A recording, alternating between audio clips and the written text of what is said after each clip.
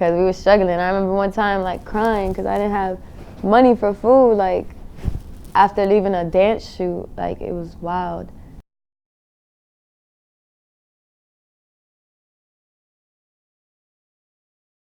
Okay, I want to say good afternoon to DaniLeigh. Yeah, good job. Got it right, correct? You did, yeah. Yeah, people do it mine and they say I like that Amaru. accent too, DaniLeigh. DaniLeigh. How's it going? Good, how are you? I'm good, man. Have you been on like a European promo tour? I haven't, it's my first time. My first run. I've been to London like once for a day, so it doesn't really count. Yeah. What was it like just going around, traveling, seeing different cultures for you with your music? Yeah. Reason? That's really what I love to do, is like catch the vibes and like the culture of the music everywhere I go. I think that's the funnest part to me. Like, I learned Atlanta's such a huge like music city, and like they're so up on music already. Toronto's another area like out here. It's just dope to see. Like, that's what I love to learn about, you know. So it's cool. Traveling is fun. Hearing different accents, seeing different fashion too. That's really dope to see.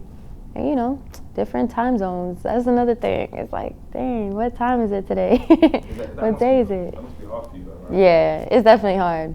I don't even know what time zone I'm on right now.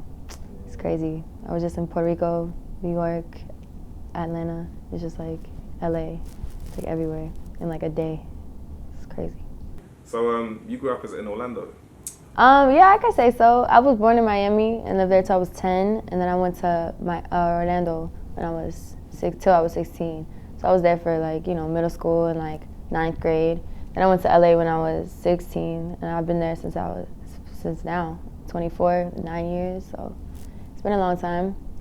So I kind of rep Cali too, you know what I mean? Because I kind of just grew up to who I was or whatever, but yeah. I mean, obviously being that you was out there, the whole Nipsey thing is crazy. What happened? I know, it is really crazy. I think, you know, I just saw a video of his mom like talking, and it was super powerful. It just shows like he was great, but he's greater now. And it's just crazy how, like, you know, I think he probably touched a lot of people even more than he did before. Like, not that anybody should go, but it's just like there's always a reason for everything. So I was like, it's insane, you know. So kind of moving back, when you were first in LA, was it like you was in a 1-bedroom apartment and the whole family there? Like, what was that like for you guys? It was crazy because, you know, in Florida we were good. Like, you know, my mom had a restaurant, my dad, and we were living good. We moved to LA, and man, we had a rental car that like had roll-up windows. We was like in a 1-bedroom apartment. We had an air mattress, a big old bed. We had a big closet. And it was my mom, my little sister, and then the other girl I was in a girl group with. And you know, we was in there for like maybe a year. Then my dad eventually came, so imagine it's like my dad there. And then, you know, no privacy, no nothing, but it was a struggle. We ate McDonald's, McChickens, that's all literally we ate, like, because we were struggling. I remember one time like crying because I didn't have money for food, like after leaving a dance shoot. Like, it was wild. So it was cool though. I feel like every couple years in LA, we always progressed, and like it was like we were in a 1-bedroom, then we went to a 3 house now, and like it's dope to see like the elevation, you know, all the hard work. That sounds like stress. That sounds stressful. Yeah, especially like my mom, she's Dominican. My little sister, she got a personality. My dad, he's cool, but it was a lot living in, you know, like that. That point there, like what kept you on your path? Being there, you know what I'm saying? Like, just wanting more, and the mere fact that my family came out there just for us. Like, I stopped school. Like, I literally just worked, you know what I'm saying? And I literally just wanted so bad to just make it, and for us to like have money and like be comfortable, you know what I mean? And now it's a bigger goal. Now I'm trying to just be dumb rich, like, and then we just live lavish because we just work so hard, and that's how we should live. So you know, it was that was the motivation for me. I mean, obviously dance is a big part of your, I mean, I see all your videos, amazing.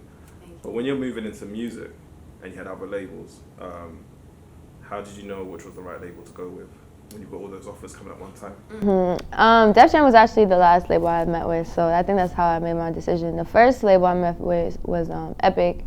I met with an A&R, I met with L.A. Reid, and then the next one I met with Interscope. You know, they just, I don't like to, you know, call anybody out, but whatever. At the end of the day, it's real.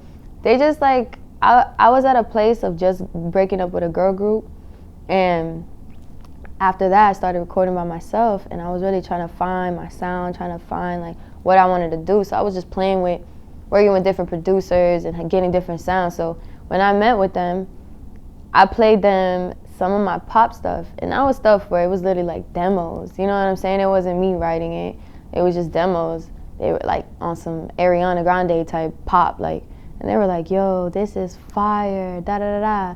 Then my R&B, like hip hop stuff, they were just like, R&B's dead, like this ain't it, you making North Hollywood music, like, and I was just like, damn.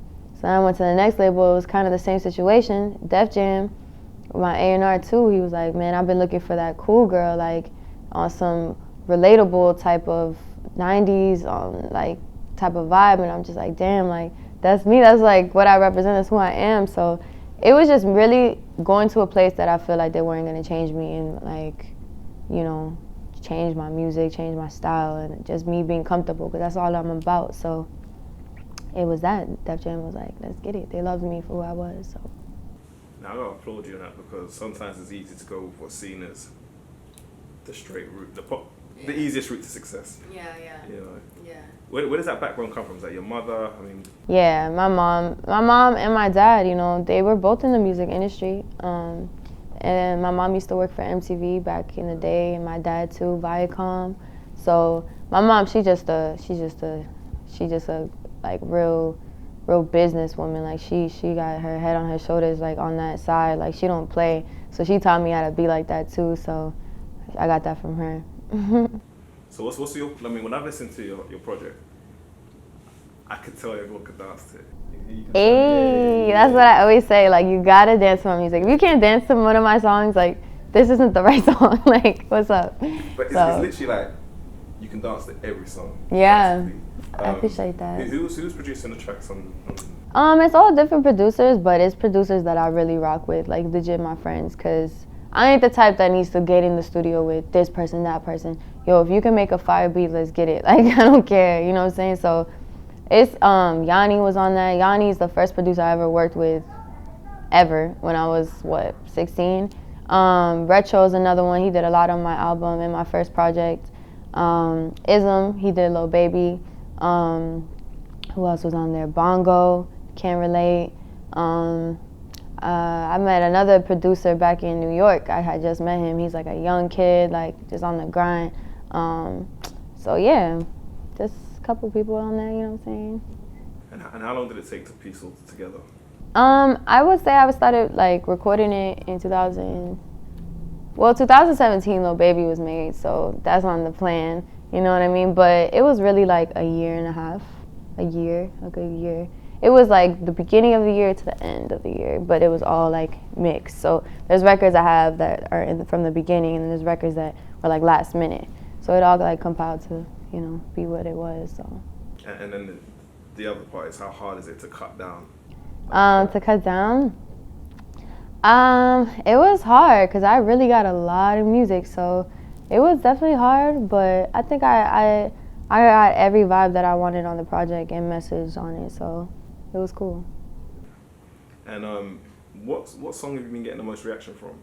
Lil Baby. But other than Lil Baby, Can't Relate is a big one. I think that's the most second highest streaming one. That's the one with YG and YB and Amir. And then Do It To Me and The Plan. Those were the four like that stuck out the most on the album. I've wondered as an artist or a creative, when you create a song that becomes so big, subliminally there must be pressure with the follow-up or... I know. That's like a thing, huh?